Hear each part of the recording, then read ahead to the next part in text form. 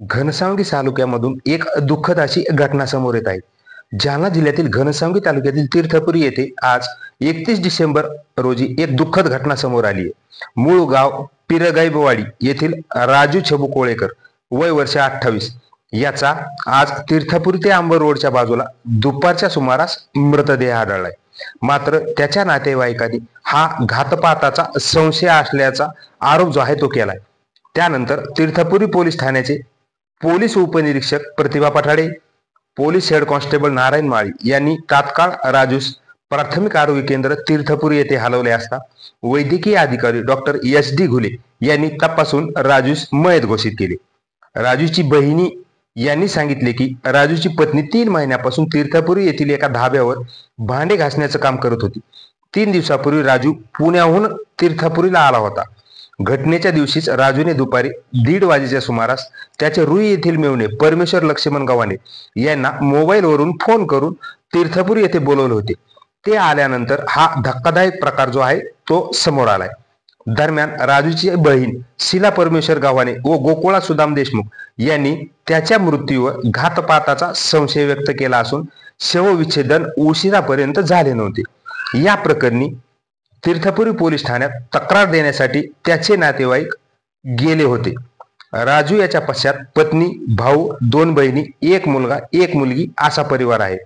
दरम्यान राजूचे प्रेत शवविच्छेदनासाठी तीर्थपुरी येथील प्राथमिक आरोग्य केंद्रात दाखल केले होते. त्यावेळी राजूच्या अंगावर, हातावर जखमा आढळून आल्या. यामुळे त्याचा घातपाताचा झाल्याचा संशय जो आहे तो जास्तच बळावला गेला. मात्र या जखमा नेमका कशामुळे झाल्यात, कुणी केल्यात, कधी केल्यात या प्रश्नाची उत्तरे मात्र समजू शकले नाहीत. परंतु सदरील उत्तरे हे शवविच्छेदन अहवाल आल्यानंतरच कळतील. शीला परमेश्वर गावाने माझं नाव आहे आणि ते प्रेतचे ते आपला भाऊ आहे. माझा भाऊ आहे राजू कोळेकर आणि त्या इतक्या दिवस ते पुण्याला होता आणि त्याची बायको इकडं 2-3 महिन्यापासून कामाला होती, एकटीच होती. तर ते जेव्हा त्याला धाब्यावर कामाला होती आणि जेव्हा त्याला ठेपा लागला की त्याची बायको इकडे, म्हणजे ते पुण्याला तिला बघायला गेलता की त्याला ठेपा लागला होता की ती पुण्यामध्ये कामाला आहे. मग ते पुण्यामध्ये गेला त्याच्या पोरासाठी, तर त्याला तिथं काही दिसलं नाही. मग जेव्हा त्याला इकडलं कळलं की इकडं आलेली ती कामाला तीर्थपुरीत, तर तेव्हा ते तिथून पुण्यातून निघला आणि माझ्या घरी आला. तर माझ्या घरी आल्याच्या नंतर त्याने सांगितलं, ताई मी तीर्थपुरीला चाललो, मला माझ्या पोराला बघायचं. तर मग ते तिथून इथं आला. नंतर आम्हाला फोन केला 3 वाजता की ताई तुम्ही या आणि तिला बोला, तिला यायचं किंवा नाही. मग आम्ही पार्थ हॉटेलवर गेलो. ती धाब्यावर गेल्याच्या नंतर मी तिला विचारलं की तुला राहायचं किंवा नाही राहायचं, तू इथं किती दिवसापासून कामाला आहे. तिने सांगितलं की मी 2 महिन्यापासून इथं मी कामाला आहे. मी म्हणलं, बाई तुझा नवरा नाही सोबत, कोण नाही, तू कशी एकटी काम करते इथं. तर म्हणते मग मला कोणाचं सहारा नाही, आपल्या आई बाबा बापानी इथं आणलं आणि मला ना ह्या साहेबांचा याने मला फुल सपोर्ट दिलेला आहे म्हणे, ह्या साहेबांनी म्हणजे हॉटेलवाल्या धाब्यावाल्या मालकाने. तर म्हणे तो भाऊ आहे मायावाला, त्याने मला तिथून आणलं भुसाळ जळगावातून. तर मग मी म्हणलं मग आता तू काय कर, माझ्या घरी राह, 2 जण मी सांभाळते म्हणलं तुम्हाला. ती म्हणली मी काय राहणार नाही तिथं, मी तिथं येऊ शकत नाही. तर मग ते साहेब ते मालक काय म्हणला त्यांच्यावाला की मी तिला धाडू शकत नाही, जसं मी तिला तिथून आणलं तसं मी तिथं नेऊन घालीन तिला, पण मी तिथं धाडू शकत नाही. तर त्याच्यानंतर मग मी त्याला विचारलं की बाई तुला नाहीच राहायचं का. ती म्हणली मी काही कोण्या हालतमध्ये धाबा सोडणार नाही आणि येणार पण नाही तुमच्या बरोबर.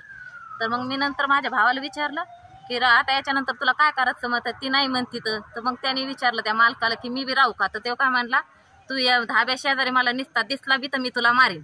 तर मग त्याच्यानंतर मी म्हणलं, राजा तू काय करे मायाकडे नाही तर मग कुठंतरी जाय कामाधंद्याला निघून. तर ते म्हणला हो मी जाईन म्हणे. पण त्यानंतर त्याला आम्ही आमचं निघून आलो.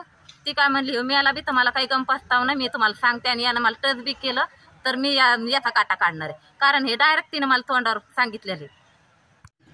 गोकुळा माझं नाव आहे, पिरगाईवाडी माझं गाव. माझा भाऊ इथं मूर्ती पावला. आमचा संशय धाब्यावाल्या माणसावर आणि त्याच्या बायकोवर आहे. ही आम्ही कारवाई केली. व आमचं म्हणणं आहे की त्या धाब्यावाल्याला आणि त्याच्या बायकोला इथं हजर करावं तर आम्ही पोस्टमार्टम करू देऊ.